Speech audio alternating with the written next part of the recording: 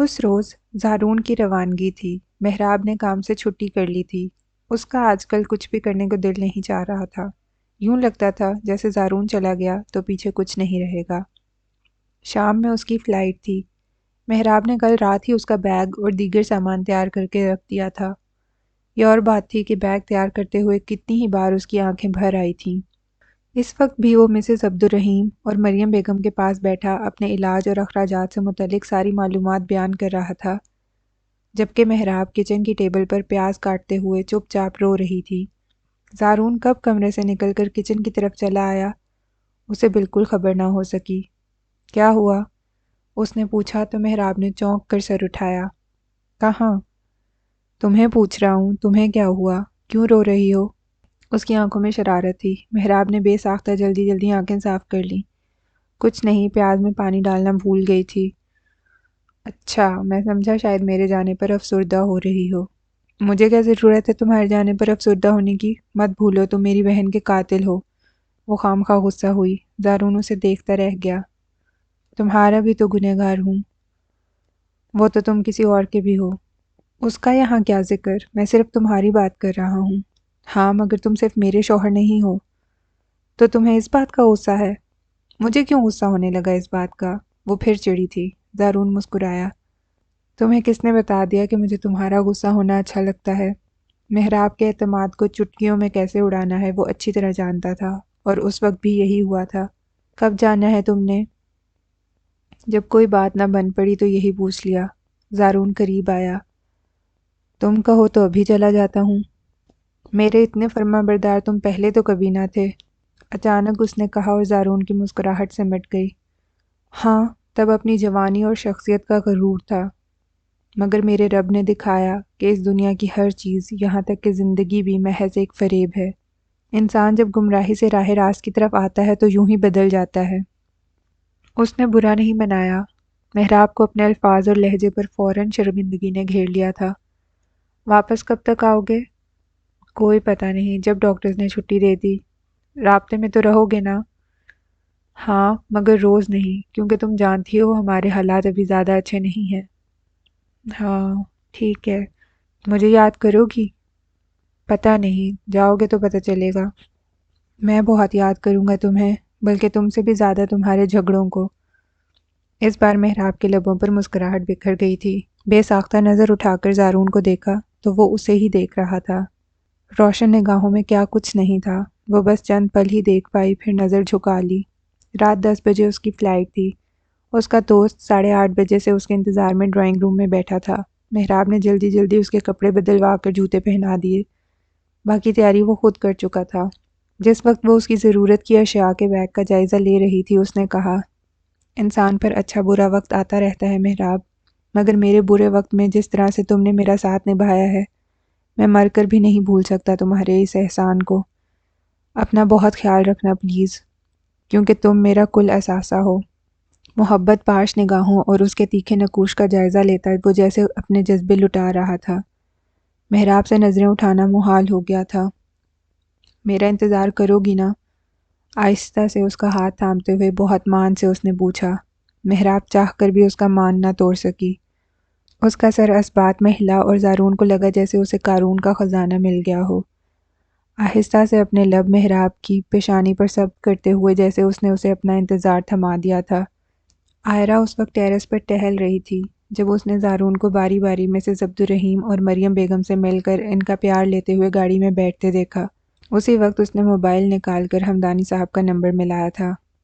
السلام علیکم انکل، عائرہ بات کر رہی ہوں۔ کال ریسیو ہوتے ہی وہ بولی، ہاں بیٹا جانتا ہوں، کہو اس وقت کیسے کال کی؟ ضروری بات کرنی تھی، وہ لڑکا ابراڈ جا رہا ہے۔ کون سا لڑکا؟ ان کے ذہن میں نہیں تھا۔ وہ بولی، وہی محراب کا شوہر، علاج کی غرض سے باہر جا رہا ہے۔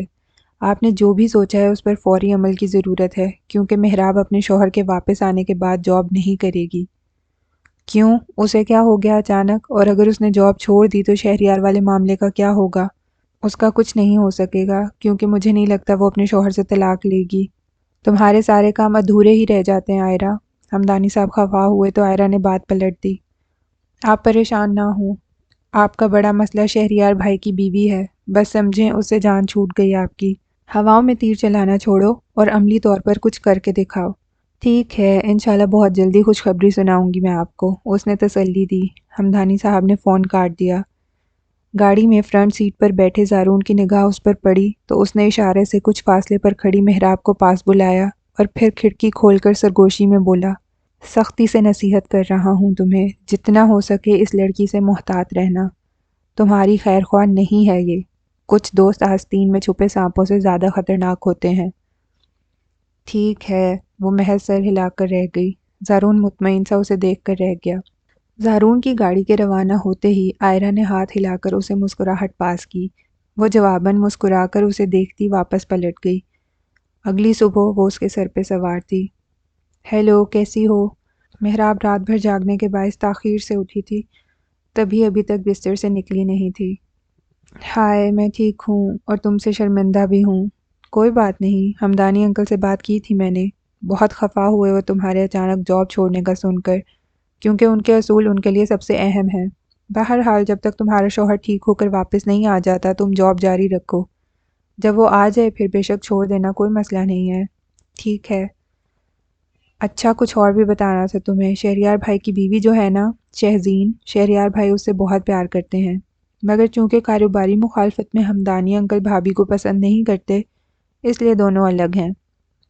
तुमने एक काम करना है, मेरे साथ मिलकर उन दोनों को फिर से एक करना है। मैंने? वो कैसे? मैं उनकी सिर्फ मुलाजमा हूँ, मैं उनके लिए क्या कर सकती हूँ?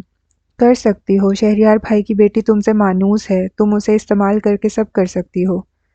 नहीं यार, आई एम सॉरी, मैं इन चक्करों में नहीं पड़ना चाहती। मेहराब को उलझन हुई थी।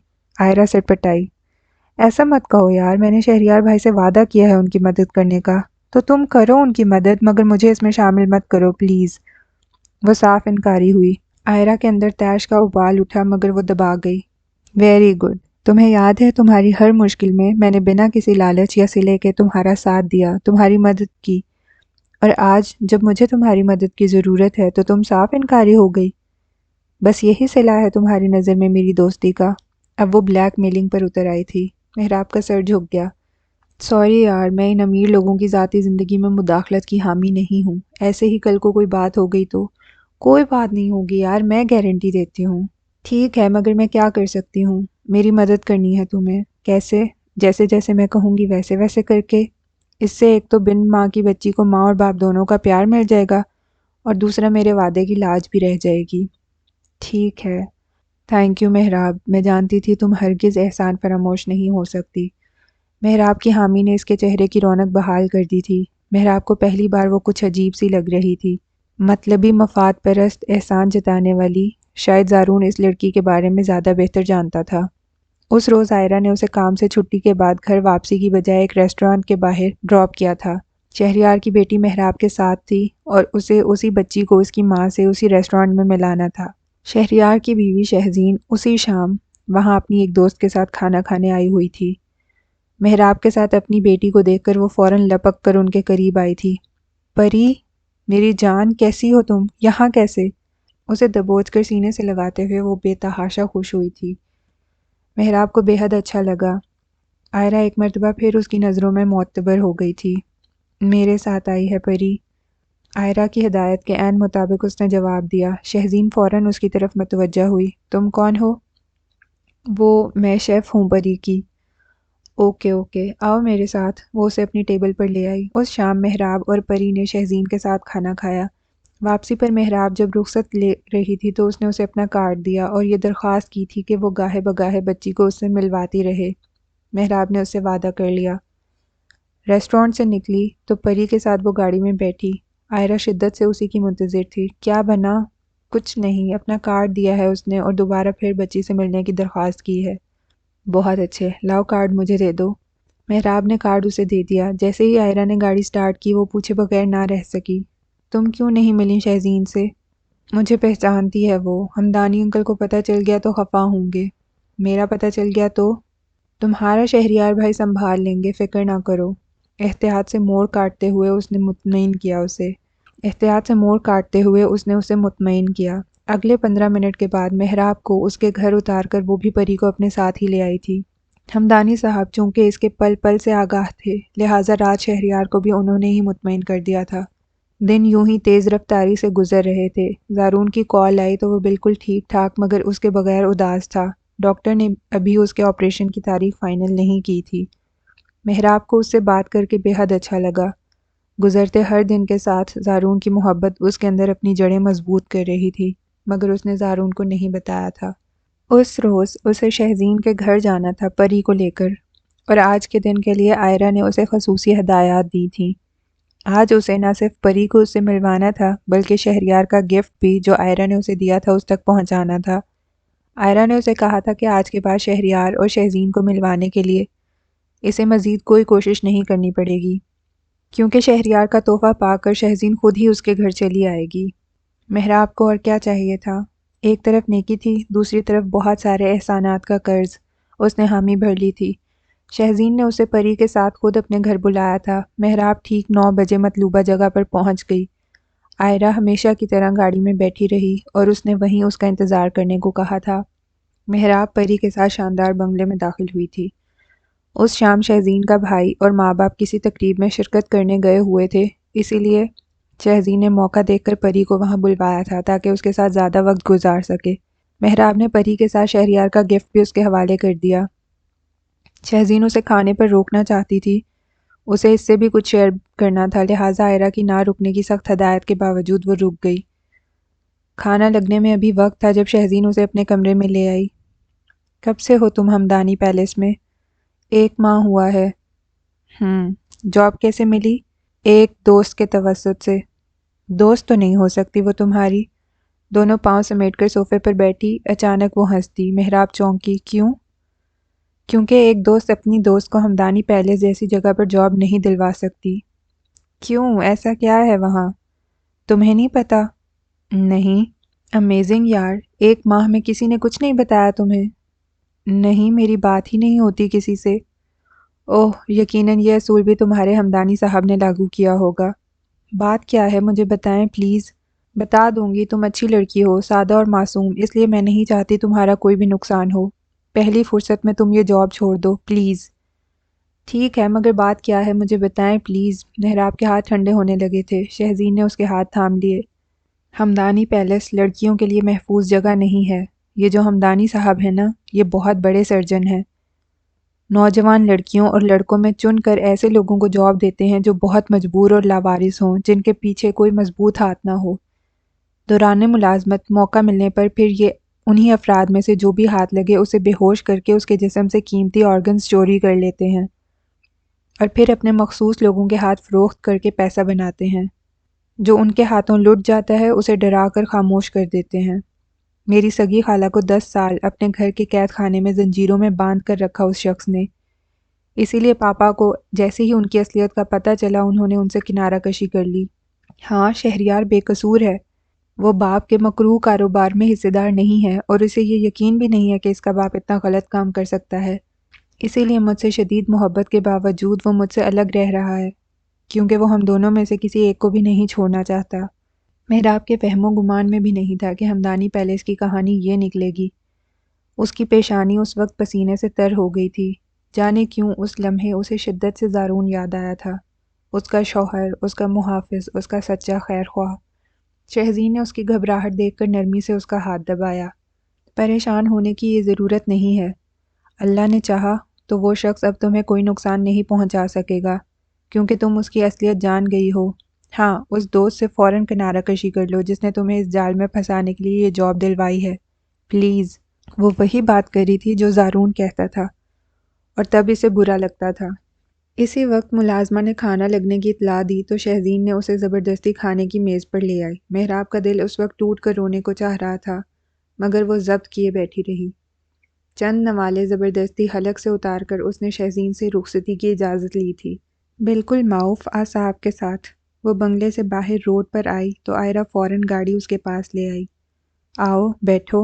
سنسان سڑک پر وہ اس کے ساتھ کوئی تماشا افورڈ نہیں کر سکتی تھی، تبھی چپ چاپ بیٹھ گئی۔ اتنی دیر کیوں لگا دی تم نے؟ کہا بھی تھا جلدی آنا۔ اس نے کھانے پر روک لیا تھا یار، بمشکل اس کے حلق سے آواز نکل سکی۔ تمہیں کیا ہوا ہے؟ کچھ نہیں، زارون یاد آ رہا ہے۔ उफ, तुम लड़कियां भी ना कभी नहीं सुधर सकती। आयरा को बुरा लगा, मेहराब की आंखें भर आईं। सही कहा, हम लड़कियां कभी नहीं सुधर सकती। अपने मुहावजों के खिलाफ आज़ादी मार्च, औरत मार्च जैसे तमाशे लगाती फिरती हैं हम। वो अपने हवास में नहीं थी। आयरा दिल खोल कर हंसती। लगता है शहजीन भाभी ने कुछ ज़्यादा ही दिमाग ख़राब कर दिया है तुम्हारा। वो चुप रही। चंद लम्हे यूं ही खामोशी की नज़र हो गई जब आयरा बोली, तुम चाहो तो शहजीन भाभी और शहरयार भाई की सुलह के बाद जॉब छोड़ सकती हो। ठीक है। उसका दिमाग हाजिर नहीं था, लिहाजा वो कोई बात नहीं कर पा रही थी। अब जो भी करना था ज़ारून को करना था। अगले रोज़ के तमाम बड़े अखबारात में एक ही बड़ी खबर थी, शहर के रईस बासित अली की अकलौती बेटी शहजीन अली को जान से मारने की कोशिश। शहजीन एमरजेंसी रूम में इंतहाई निगहदाश्त के ज़ेर नज़र दाखिल। तफसीलात के मुताबिक शहजीन अली को जहर दिया गया था। जहर कैसे और किसने दिया, इस पर इंक्वायरी हो रही थी। सबसे पहले ये खबर यावर हमदानी ने नाश्ते की मेज़ पर पढ़ी और एक महजूज कुन मुस्कुराहट उनके लबों पर रेंग गई थी। वो लड़की जिसने उन्हें उनकी असलियत इनके अपने ही बेटे पर जाहिर करके सबूत इकट्ठे करने की धमकी दी थी, वो ना सिर्फ उसे बेटे से अलग करने में कामयाब हो गए थे, बल्कि अब शायद हमेशा के लिए उन्हें उसे छुटकारा भी मिलने वाला था। शहरयार उस दिन लेट उठा था। बेदार होते ही कब से बजते मोबाइल को उठाकर देखा, उसके तकरीबन तमाम करीबी दोस्तों की तरफ से बेशुमार कॉल्स और मैसेजेस आए हुए थे। वो चौंका और फ़ौरन अपने करीबी दोस्त को कॉल बैक की तो पहली ही बेल पर उसकी कॉल रिसीव हो गई थी। शहरयार, यार कैसे हो गया ये सब भाभी के साथ? उसके दोस्त ने बिना सलाम दुआ किए कॉल पिक करते ही पूछा तो शहरयार का दिल ज़ोर से धड़का। क्या हुआ है? तुम्हें नहीं पता? दूसरी तरफ उसके दोस्त को जैसे सदमा हुआ। नहीं, सब खैर तो है ना? कमाल है यार, वहाँ भाभी ज़िंदगी और मौत की जंग लड़ रही हैं और तुम हो यहाँ कि तुम्हें कुछ खबर ही नहीं है। क्या हुआ है शहजीन को? जहर दिया गया है उन्हें। घर वालों को लेट पता चला। इसमें सिर्फ यही सुनने की हिम्मत थी। कॉल काटते ही बिना मुंह धोए वो फौरन कमरे से निकला और भाग कर पोर्च तक पहुंचा। भागम भाग गाड़ी निकाली और तेज़ स्पीड से मतलूबा अस्पताल की तरफ भगा दी। कितने माह हो गए थे उससे अलहदगी हुए, कभी उसकी अहमियत का एहसास ना हो सका था जितना उस लम्हे उसे खो देने का एहसास इसे हो रहा था। शहजीन को अभी तक होश नहीं आया था और जब तक वो होश में ना आ जाती डॉक्टर्स उसकी ज़िंदगी के बारे में कुछ भी कहने से कासिर थे। किसी को समझ नहीं आ रहा था कि आखिर कैसे और किसने शहजीन को जहर दिया। पुलिस अपना काम कर रही थी मगर घर पर सिवाय शहजीन और एक मुलाजमा के और किसी का मौजूद ना होना उनकी मुश्किल बढ़ा रहा था। मुलाजमा ने जो बयान दिया उसके मुताबिक शहजीन की कोई जानने वाली उसकी बेटी को उससे मिलाने लाई थी। शहजीन ने उसे खाना खिलाया और वो बच्ची को वहीं छोड़कर रुखसत हो गई। इस बयान में कुछ भी ऐसा नहीं था कि शक किया जाता। शहरयार अस्पताल पहुंचा तो वहां पूरी बासित फैमिली मौजूद थी। वो शहजीन को देखना चाहता था मगर शहजीन के वालिद और भाई ने इस बात की इजाज़त नहीं दी। शहजीन के होश में आने से पहले वो उसकी शक्ल देखने के रवादार भी नहीं थे। शुक्र के अगले चंद घंटों के बाद शहजीन को होश आ गया था। होश में आने के बाद जो पहला बयान उसने दिया, इसी से पुलिस को जहर का सुराग मिला। शहजीन ने बताया कि जो गिफ्ट उसे मेहराब ने उसके शौहर की तरफ से दिया, उसका रैपर और अंदर मौजूद परफ्यूम खतरनाक तरीन जहर में डुबोए गए थे। गिफ्ट खोलते ही शहजीन साथ साथ सेब खा रही थी। उसके हाथ को लगने वाला जहर सेब को लग गया था। परफ्यूम तो अभी इसने स्प्रे भी नहीं किया था। अगर वो कर लेती तो शायद मौके पर ही उसकी मौत हो जाती। यावर हमदानी साहब ने अपनी डॉक्टरी का भरपूर फ़ायदा उठाते हुए ये सारा प्लान तैयार किया था। एक प्लानिंग इंसान करता है और एक प्लानिंग इंसान को पैदा करने वाला खालिक, और होता वही है जो खालिक चाहता है। अपनी तरफ से यावर हमदानी ने कोई गलती नहीं की थी मगर फिर भी पकड़े गए थे। जिस बेटे पर अपनी हकीकत जाहिर ना करने की कोशिश में वो बहू की जान ले रहे थे, उसी बेटे को उनकी इस हरकत ने हर बात से आगाह कर दिया था। इंसान जब शैतान का बाजू बनकर कुदरत की कायम करदा हदूद की खिलाफ वर्जी करता है तो फिर वो जब्बार और कहार भी उसे उसकी औकात याद दिलाने में मोहलत और रियायत ख़त्म कर देता है। शहरयार और हमदानी साहब के साथ पुलिस ने मेहराब को भी गिरफ्तार कर लिया था, जिसे इस सारे किस्से की खबर ही ना थी। जिंदगी में दूसरी बार उसने दोस्ती के नाम पर धोखा खाया था और मुंह के बल गिरी थी। मरियम बेगम और मिसेज अब्दुर्रहीम का रो रो कर बुरा हाल था। समंदर पार बैठे ज़ारून को खबर ही नहीं थी कि उसके पीछे उसके प्यारों पर कैसी आफत टूट पड़ी है। उसका ऑपरेशन कामयाब हो गया था और आजकल वो रेस्ट पर था। उस रोज़ बहुत दिनों बाद इसने पाकिस्तान कॉल की थी और तभी मिसेज अब्दुर्रहीम ने रो रो कर उसे सारी रुदात कह सुनाई थी। وہ تو سن کر دنگ رہ گیا۔ محراب اتنی بیوقوف کیسے ہو سکتی تھی؟ آئرہ، جس کا اس سارے قصے میں مرکزی کردار تھا، خطرہ بھانپتے ہی راتوں رات باہر بھاگ گئی تھی۔ محراب کو بعد میں پتہ چلا کہ وہ بن ماں باپ اور بہن بھائی کے اکیلی رہتی تھی۔ کچھ عرصے قبل اپنے فیونسی کے ساتھ اس کا شدید جھگڑا ہو گیا تھا، جس کے جواب میں اس کے فیونسی نے خودکشی کر لی تھی۔ جس رات محراب نے ٹیرس پر اسے ایک نوجوان لڑکے کے لیے روتے ہوئے دیکھا تھا، وہی اس کا فیونسی تھا، جس کی موت کے بعد وہ اور بھی زیادہ بگڑ گئی تھی۔ محراب نے زندگی میں کبھی ایسی ذلت کا تصور بھی نہیں کیا تھا جو اسے یہاں اب دیکھنے کو مل رہی تھی۔ لال حویلی کے ماتھے پر کلنک کا ایک اور ٹیکا لگ گیا تھا۔ یقیناً زارون اس واقعے کے بعد اس کی شکل پر تھوکنا بھی گوارا نہ کرتا۔ کتنی بار اس نے اسے سمجھایا تھا، نصیحت کی تھی کہ وہ آئرہ سے دور رہے، مگر اس نے اس کی نصیحت کو ہوا میں اڑا دیا تھا۔ وہ اسی قابل تھی کہ اسے سزا پانے کے لیے اس کے حال پر چھوڑ دیا جاتا۔ فقط چند ہی دنوں میں رو رو کر اس نے اپنی آنکھیں سجا لی تھیں۔ ادھر زارون نے ڈاکٹرز کو اپنی پاکستان روانگی کے لیے درخواست بھجوا دی تھی۔ ڈاکٹرز نے بھی اسے سفر کی اجازت نہیں دے رہے تھے، مگر اس کی ضد اور مجبوری کے پیش نظر اسے اجازت مل گئی تھی۔ بنا اپنی حالت کی پرواہ کیے اپنے دوست کے ساتھ وہ فوراً پاکستان کے لیے روانہ ہوا تھا، مگر اس سے پہلے ہی شہزین نے شہریار اور محراب کو معاف کر دیا تھا۔ جو بیان محراب نے پولیس کو دیا، شہزین سمجھ گئی کہ اسے محض جال میں پھنسایا گیا تھا، وہ بھی بے خبر رکھ کر، جھوٹ بول کر۔ دوسری طرف شہریار بھی ساری کہانی سے یکسر لا علم تھا، تبھی اس نے اسے بھی معاف کر دیا تھا۔ زارون لمبے سفر کے بعد گھر پہنچا تو محراب تیز بخار میں پھونک رہی تھی۔ اپنے قدموں پر چلتا وہ بے ساکھی کے سہارے گھر میں داخل ہوا تو مسز رحیم اور مریم بیگم دونوں اسے دیکھ کر خوشی سے رو دیں۔ وہ ان دونوں سے مل کر انہیں تسلی دیتا محراب کے پاس آیا تو اس کی حالت دیکھ کر اس کا سارا غصہ جھاگ کی طرح بیٹھ گیا۔ فقط چند دنوں میں کیا سے کیا ہو کر رہ گیا تھا۔ محراب، وہ سو رہی تھی جب اس کی پکار پر پٹ سے آنکھیں کھول دیں۔ اسے دیکھتے ہی آنسو یوں بہے تھے جیسے موتیوں کی لڑی ٹوٹ گئی ہو۔ زارون نے اس کا ہاتھ تھام لیا تھا۔ کب عقل آئے گی تمہیں محراب؟ کب اپنی عقل کا استعمال کرنا سیکھو گی تم؟ وہ غصے میں تھا مگر ظاہر نہیں کر رہا تھا۔ محراب کے آنسوؤں میں شدت آ گئی تھی۔ آئی ایم سوری زارون، مجھے واقعی نہیں پتا تھا میرے ساتھ یہ سب ہو جائے گا۔ تمہیں ہمیشہ نقصان اٹھانے کے بعد اپنی غلطی کا احساس ہوتا ہے محراب۔ اس کے آنسوؤں نے اس کا دل پگھلا دیا تھا۔ محراب نے اس کا ہاتھ یوں مضبوطی سے تھام لیا جیسے اسے پھر کہیں جانے نہیں دے گی۔ چلو بھول جاؤ سب، آخری خطا سمجھ کر معاف کر رہا ہوں۔ اس کے بعد کوئی حماقت کی تو بہت برا پیش آؤں گا تمہارے ساتھ۔ وہ اسے مزید اذیت میں مبتلا نہیں رکھنا چاہتا تھا، تبھی فوراً معاف کر دیا۔ وہ بے یقین سی فوراً اٹھ کر اس کے گلے لگ گئی تھی۔ تھینک یو زارون، تم بہت اچھے ہو، قسم سے بہت اچھے ہو تم۔ اچھا، قائم رہنا اب اس بات پر۔ محراب نے اور شدت سے اس کے گرد اپنا حصار باندھا تھا۔ قائم رہوں گی۔ تنگ نہیں کرو گی نا؟ نہیں۔ کیوں؟ فقط 3 مہینے میں اتنی کیسے بدل گئی ہو تم؟ تم میرے لیے خود کو بدل سکتے ہو تو میں کیوں نہیں؟ یعنی تم نے دل سے مجھے معاف کر دیا ہے؟ ہاں۔